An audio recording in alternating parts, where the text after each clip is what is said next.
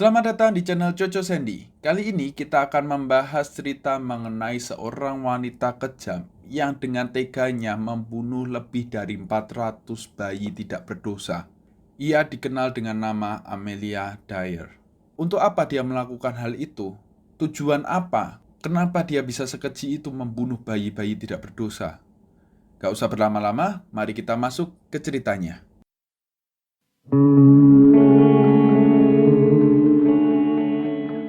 Pada tahun 1800-an, di era Inggris Victoria, terkenal adanya praktek baby farming. Apa itu baby farming? Saya akan bahas sedikit.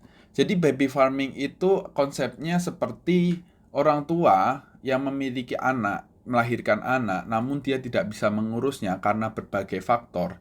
Dia akan menitipkan anak itu ke tempat baby farming yang akan dijaga oleh orang-orang profesional yang biasa menjaga dan mengasuh bayi-bayi kecil. Nah, wanita-wanita seperti apa sih yang menyerahkan bayinya ke baby farming? Yang pertama, biasanya terjadi pada wanita yang hamil di luar nikah. Karena pada zaman era Inggris waktu itu, sangat tabu jika seseorang bisa hamil di luar pernikahan. Yang kedua, ini juga terjadi pada orang kaya. Jadi, biasanya terjadi kepada orang kaya yang melahirkan anak, namun sang ibu tidak bisa memproduksi ASI dengan baik. Nah, karena takut gizi anaknya tidak tercukupi, maka anak-anak itu dititipkan kepada baby farming, supaya anak itu bisa dirawat dengan baik, sehingga nanti waktu umurnya sudah cukup akan diambil kembali. Nah, yang ketiga, ada ibu yang menitipkan anaknya ke baby farming karena usianya yang masih terlalu muda. Jadi secara finansial keluarganya itu belum bisa mencukupi kehidupan bayi. Daripada menelantarkan, lebih baik diserahkan kepada baby farming. Dan banyak faktor-faktor lain yang mendasari terjadinya praktek orang tua yang menitipkan anaknya ke tempat penitipan ini. Nah, itu sedikit pengertian dari baby farming, karena baby farming ini adalah dasar dari terjadinya hal keji yang dilakukan oleh Amelia Dyer. Mari kita masuk ke cerita mengenai si pelaku. Amelia Dyer lahir pada tahun 1836 dengan nama asli Amelia Elizabeth Hobley. Nah, Dyer ini merupakan anak bungsu dari 5 bersaudara yang terdiri dari 3 kakak laki-laki dan 1 kakak perempuan. Ayahnya Dyer merupakan ahli pembuat sepatu yang bernama Samuel Hobley dan memiliki istri Sarah Hobley. Dari kecil Dyer merupakan anak normal yang tidak memiliki penyimpangan dalam kepribadiannya. Namun, masa kecil Dyer tidaklah baik-baik saja. Pada tahun 1841, dia harus ditinggalkan oleh kakak perempuan tercintanya pada umur 6 tahun. Kemudian, pada tahun 1845, Dyer sempat memiliki adik dan waktu umurnya masih beberapa bulan, dia juga meninggal. Nah, tidak lama berselang, ibu dari Dyer sempat mengalami gangguan mental, sehingga pada tahun 1848, ibunya juga ikut meninggal. Nah, terjadi 3 kematian dalam kurun tidak sampai 10 tahun di keluarga tercintanya. Hal inilah yang mendasari cocok logi dari beberapa peneliti kalau Dyer memiliki sikap kejam didasari karena kejadian-kejadian yang menimpanya di masa kecil. Pada tahun 1859, ayah dari Dyer pun meninggal di umurnya yang sudah tua. Nah, bisnis sepatunya diserahkan kepada anak laki-lakinya yang bernama Thomas. Lalu kemudian Dyer pun tinggal bersama bibinya di kota lain. Nah, tidak selang beberapa lama, Dyer pun secara perlahan lost kontak dari semua keluarganya, termasuk kakak-kakaknya dan saudara-saudara dari ayah dan ibunya. Di umurnya yang 24 tahun, Dyer menikahi seorang laki-laki yang memiliki umur sangat jauh dari dia, yang bernama George Thomas. Umur laki-laki ini 59 tahun. Kalau kita hitung, mereka selisih 35 tahun. Setelah menikah, Dyer mengikuti kursus keperawatan. Kemudian dia magang mengikuti seorang perawat yang bernama Ellen Dane. Nah, kebetulan Ellen Dane ini membuka praktek baby farming. Nah, kebetulan lagi Ellen Dane ini membuka praktek baby farming yang menyalahi aturan. Jadi, yang seharusnya baby farming itu ditujukan untuk para perawat yang mencintai anak-anak, lalu mereka akan mengasuhnya sampai besar dengan segala ketulusan. Tapi berbeda dengan Ellen Dane ini. Dia ini menggunakan baby farming untuk menjalankan bisnis, mencari keuntungan pribadi. Nah, nggak ngertilah dengan pola pikir orang ini mencari keuntungan dengan cara kejam. Jadi kalau dia menerima anak, dia akan meminta bayaran untuk menjaga anak tersebut. Nah, kemudian uangnya itu akan diambil dia sendiri, si Ellen sendiri. Lalu, anak-anak kecil ini akan diberikan makanan yang sangat minim, akan ditelantarkan. Jadi harusnya mungkin uang 10.000 buat makan ini anak, mungkin dikasihin cuma 1.000, 9.000-nya dimakan dia sendiri. Nah, kemudian karena gizi anak-anak ini tidak terpenuhi, maka secara perlahan anak-anak tersebut akan meninggal dunia. Karena Ellen Dane ini kurang rapi dalam berbuat kejahatan, tidak lama setelah itu polisi mengendus kelakuannya ini, sehingga memaksa Ellen Dane untuk meninggalkan Inggris, meninggalkan segudang ilmu baby farmingan yang tidak benar kepada Amelia Dyer. Biaya yang didapat oleh Ellen Dane dalam prakteknya melakukan baby farming itu beragam, mulai dari 5 pound sterling sampai dengan 80 pound sterling, tergantung dari finansial keluarga yang menyerahkan bayinya. Kalau yang miskin, ya dia terima cuma 5 pound sterling. Kalau yang orang kaya, dia akan meminta sampai dengan 80 pound sterling. Nah, saya coba ngitung-ngitung nih, berapa sih yang diterima baby farming sampai dia harus membunuh anak-anak ini. Nah, saya ngitung nih.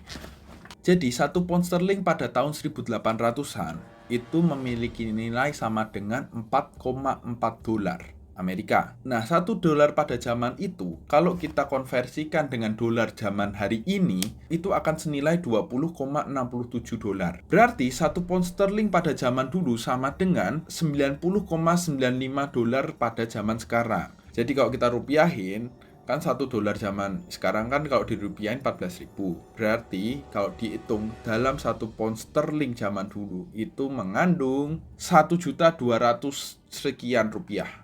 Ya, 1,2 sekian rupiah. Berarti kalau dihitung-hitung, kalau orang miskin aja nyerahin bayinya itu sama aja bayar 6,3 juta. Lalu kalau orang kaya bayar 80 pound sterling itu sama aja bayar 100 jutaan. Bunuh dapat uang segitu. Nah, kemudian gak berselang lama, pada tahun 1869 suami dari Dyer ini meninggal. Sudah meninggal, gak meninggalkan apa-apa. Sehingga Dyer ini jadi seorang janda yang gak punya duit. Nah, karena dia gak punya duit, gak punya uang, nah lalu dia kepikiran menjalankan bisnis baby farming. Ya biasalah, kalau manusia sudah tertekan, dia pasti akan mencari cara untuk survive. Nah, salahlah langkah yang dilakukan Dyer ini. Dyer ini mula-mulanya dia membuat iklan yang banyak ke koran-koran, menawarkan jasa baby farming. Dia mengaku sebagai seorang wanita terhormat yang memiliki suami. Ya, jadi orang-orang itu pasti berpikir, anak-anakku nih pasti aman lah kalau tak titipin ke Dyer, karena Dyer ini kan orang terhormat, mungkin banyak uang, jadi gak mungkin lah kalau aneh-aneh. Nah, dari sini mulailah pikiran jahat Dyer bermunculan. Dia mulai memberikan ke anak-anak bayi itu obat tidur ya yang memang pada zaman itu dijual bebas bernama Mother Friends. Nah, obat ini memiliki kandungan opium. Jadi pada zaman itu masih legal lah, mungkin nggak ada kepikiran efek samping atau apa. Sedangkan efek samping dari penggunaan opium sendiri, otomatis bayi-bayi ini akan ketergantungan terhadap obat itu dan juga menurunkan nafsu makan. Bayangin aja, bayi aja yang seharusnya sudah banyak-banyaknya makan, gizi-gizi masuk, tapi tidak menerima karena dia ketagihan sama opium itu. Otomatis bayi itu akan kekurangan gizi dan meninggal dunia. Nah, kemudian yang dilakukan Dyer adalah dia akan memanggil petugas koroner dan mencatatkan kematian anak itu sebagai kekurangan gizi atau cacat bawaan dari lahir, sehingga petugas koroner itu tidak akan curiga. Nah, bagaimana orang tua yang mencari anaknya lagi? Kan itu tempat penitipan doang, jadi anak-anak kan bisa diambil lagi. Nah, mereka pun ternyata tidak berani untuk menuntut Dyer. Waktu mereka minta, Dyer kan gak bisa ngasih anak-anaknya karena udah mati kan.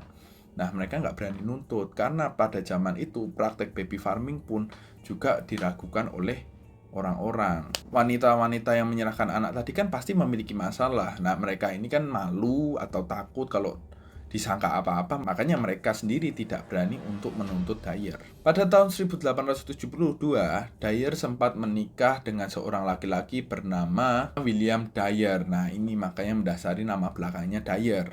Mereka berdua dikaruniai 2 anak yang bernama Mary Ann dan William Samuel. Nah, praktek-praktek yang dilakukan oleh Dyer itu dilakukan bertahun-tahun sampai tahun 1879. Petugas koroner mulai curiga nih karena sudah bertahun-tahun kok dibawa Dyer ini banyak anak-anak mati. Jadi si Dyer ini kayak langganan lah sama petugas koroner. Mungkin tiap bulan dia udah telepon nih, anak mati, ayo laporan sini. Nah, akhirnya petugas koroner itu melaporkan Dyer ke polisi. Nah, waktu polisi melakukan penyidikan terhadap Dyer, tidak ditemukan bukti kuat bahwa Dyer membunuh anak-anak itu. Karena memang anak-anak itu meninggal karena kekurangan gizi. Ya, kekurangan gizi aslinya gara-gara penggunaan mother friend tadi. Akhirnya, Dyer pun tidak ditetapkan sebagai pembunuh, namun dia dianggap melalaikan kewajibannya. Sehingga ia pun dihukum 6 bulan kerja paksa. Tidak sebanding dengan apa yang dilakukannya. Namun memang polisi tidak bisa mendapatkan bukti kuat bahwa Dyer benar-benar sengaja membunuh anak-anak itu. Setelah Dyer menjalani hukumannya selama 6 bulan, mungkin dia di dalam sana bertapa, lagi kerja paksa bertapa, mikirin ide-ide lain, terbersitlah ide-ide supaya kalau dia jalanin praktek baby farming lagi, dia akan lebih rapi dan tidak akan tertangkap oleh polisi. Jadi dia mula-mulanya langsung menyebar banyak iklan. Jadi makin banyak iklan, makin banyak korban. Nah, Dyer ini punya cara baru ya supaya tidak muncul kecurigaan. Dyer ini akan membunuh bayi-bayi tadi. Nah, kalau misalnya orang tua bayi mencari anaknya, meminta anaknya kembali, dia akan nukerin dengan anak yang lain. Jadi kayak dikasih stok, oh ini kalau yang dibunuh segini, yang ini ditahan dulu, kalau ada yang minta nanti dikasihin anaknya ini. Nah, sempat pada tahun 1890 ada seseorang yang mau mengambil anaknya. Nah, ketika lihat anaknya feeling ini kayaknya bukan anakku nih. Dibuka karena dia ngerasa ada tanda lahir, dibukalah baju anaknya dan dilihat tidak ada tanda lahir yang dimaksud. Sehingga muncul kecurigaan bahwa Dyer ini melakukan praktek yang nggak benar. Nah, terus entah kenapa dia lolos dari kejadian tersebut. Setelah itu pun dia upgrade lagi nih kemampuan bisnisnya nih. Dia muncul ide-ide lain supaya mendapatkan keuntungan maksimal dengan modal sekecil-kecilnya. Jadi yang dari mulanya dia masih ngasih makan anak-anak itu tiap hari, jadi ditelantarin, dikasih obat. Jadi kan biaya obat, ngasih makan. Nah, dia sekarang menggunakan cara lain.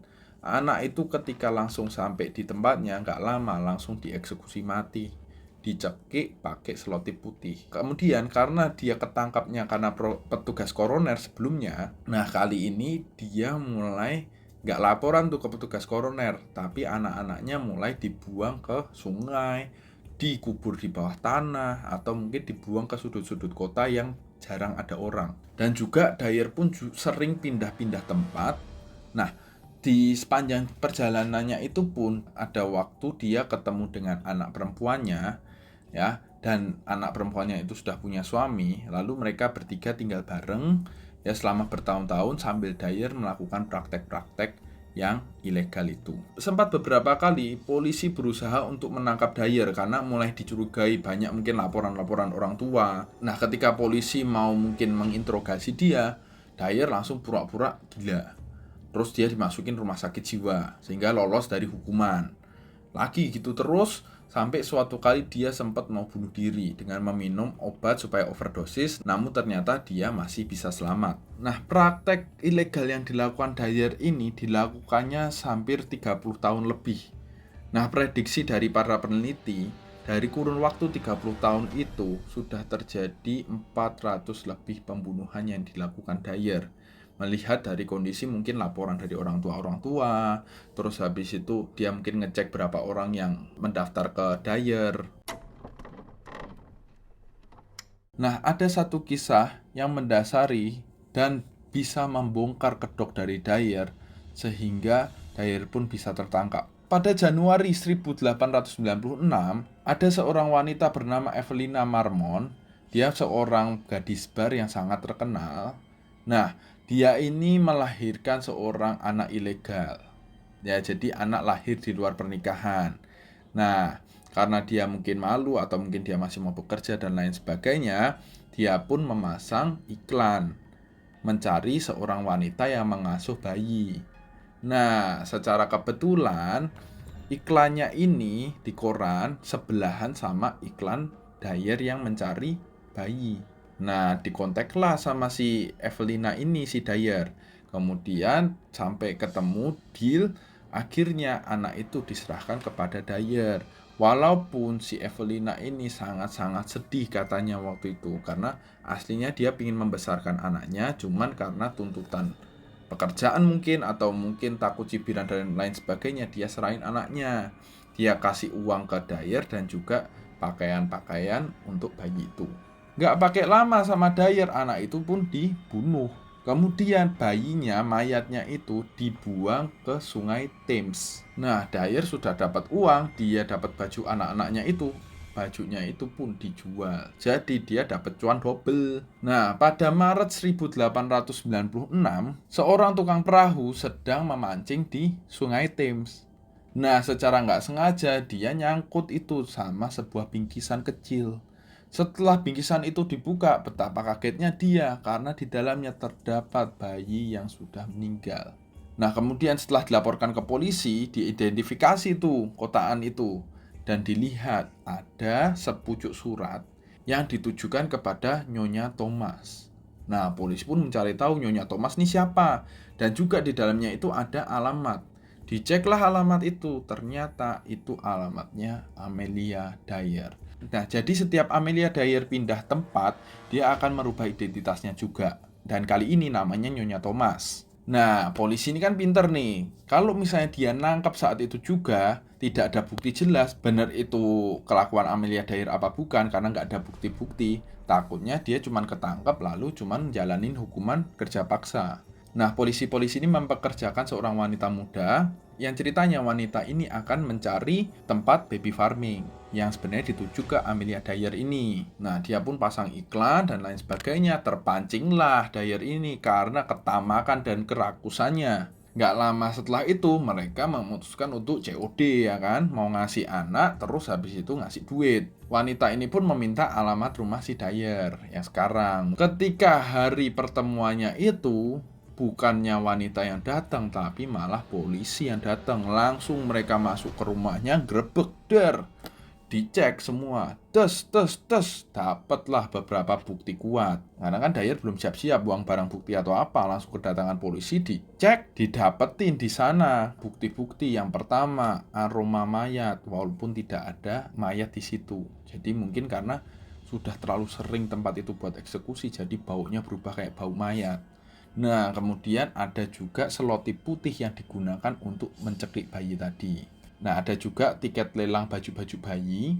Kemudian ada juga nota-nota dia pasang iklan. Dan juga ada surat dari ibu-ibu yang minta anaknya kembali namun diabaikan oleh si Dyer. Nah, karena inilah pada 4 April 1896, Dyer pun ditangkap.